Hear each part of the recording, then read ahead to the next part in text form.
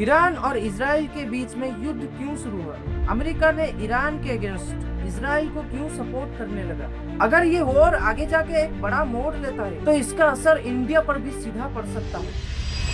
नमस्कार दोस्तों, क्या हम फिर से एक बड़े ग्लोबल वॉर की तरफ बढ़ रहे? कहने का मतलब ये है कि मिडिल ईस्ट का एक ऐसा देश जो कि कई दशकों से अमेरिका और इजराइल की पैरों का कांटा बना हुआ था, आज फिर से वो दुनिया की इकोनॉमिक्स को हिलाने के लिए तैयार बैठा है। जी हाँ दोस्तों, मैं बात कर रहा हूँ दुनिया की सबसे ताकतवर देशों में से एक ईरान की। एक तरफ अमेरिका और इजराइल की मॉडर्न मिलिट्री पावर और दूसरी तरफ ईरान की डेंजरस प्रॉक्सी नेटवर्क और न्यूक्लियर प्रोग्राम। लेकिन सवाल ये है कि ये बात इतनी तक पहुंची कैसे? ईरान और इजराइल के बीच में युद्ध क्यों शुरू हुआ? अमेरिका ने ईरान के अगेंस्ट इजराइल को क्यों सपोर्ट करने लगा? अगर ईरान पर कोई बड़ा हमला होता है तो कोई और देश इसकी सपोर्ट में आगे आएगा, और आएगा तो आखिर क्यों आएगा? और सबसे बड़ा सवाल ये है कि इस युद्ध इंडिया को कोई असर डाल सकता है? आइए समझते हैं इस वीडियो में, इसलिए इस वीडियो को आप लास्ट तक जरूर देखिए। साल 1948 में जब इजराइल एक नया देश बना, तब ईरान उसे रिकॉग्नाइज करने वाली मुस्लिम मेजोरिटी देशों में से एक था। उस टाइम ईरान में शाह मोहम्मद रेजा का राज था। शाह मोहम्मद रेजा के झुकाव अमेरिका और वेस्ट की तरफ थी। ईरान और इजराइल के बीच में एक अच्छा बिजनेस रिलेशनशिप था, यहाँ तक कि ईरान इजराइल को ऑयल सप्लाई करता था और बदले में इजराइल से मिलिट्री और टेक एडवाइस लेता था। लेकिन साल 1979 में दुश्मनी की असली शुरुआत हुई, जो इस कहानी का एक टर्निंग पॉइंट बन गया।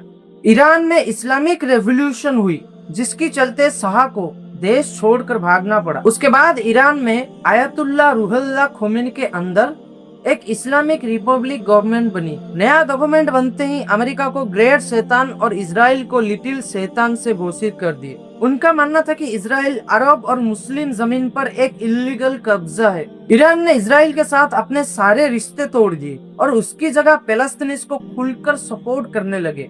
दोनों देश के बीच में कभी भी डायरेक्ट आमने सामने मिलिट्री जंग नहीं हुई थी, बल्कि ये एक प्रॉक्सी वॉर और शैडो वॉर के रूप में आगे बढ़ी थी। ईरान ने इजराइल को घेरने के लिए मिडिल ईस्ट में अलग अलग मिलिटेंट ग्रुप को फंडिंग, वेपन्स और ट्रेनिंग देने शुरू कर दी, जिन्हें एक्सिस ऑफ रेसिस्टेंस कहा जाता है। इसके अलावा इजराइल के नॉर्थ बॉर्डर पर हिजबुल्लाह, साउथ वेस्ट में हमास और रेड सी के पास यमन जैसे ग्रुप को इजराइल के ऊपर अटैक करने के लिए बनाए। इजराइल ने ईरान के इस बढ़ते असर को रोकने के लिए ईरान के अंदर साइबर अटैक किए, उनके न्यूक्लियर साइंटिस्ट के ऊपर टारगेट किए और सीरिया के अंदर ईरानियन वेपन सप्लायर्स के ऊपर एयर स्ट्राइक किए। इस एयर स्ट्राइक में ईरान के टॉप कमांडर्स की मौत हो गई। इसके चलते ईरान ने इजराइल को इसका पूरा जिम्मेदार ठहराया। इसके बाद ईरान की हिस्ट्री में पहली बार ईरान ऐसा किया कि उसकी जमीन से सीधे इजराइल के ऊपर सैकड़ों ड्रोन्स और मिसाइल्स फायर करने लगे, और इजराइल ने भी इसका काउंटर अटैक किए, जिसके चलते शुरुआत हुई ईरान और इजराइल का वॉर। बट इसमें एक बड़ा क्वेश्चन ये है कि अमेरिका इजराइल को क्यों सपोर्ट करने लगा? पहला रीजन ये है कि अमेरिका कभी भी नहीं चाहता कि ईरान एक न्यूक्लियर आर्म्ड कंट्री बने, और दूसरी कारण ये है कि मिडिल ईस्ट एक ऐसा रीजन है जो जियोपॉलिटिकली बहुत अनस्टेबल है, और इधर दुनिया का सबसे ज्यादा क्रूड ऑयल मिलता है, और इसके चलते अमेरिका को मिडिल ईस्ट का एक ऐसा मजबूत साथी जरूरत थी।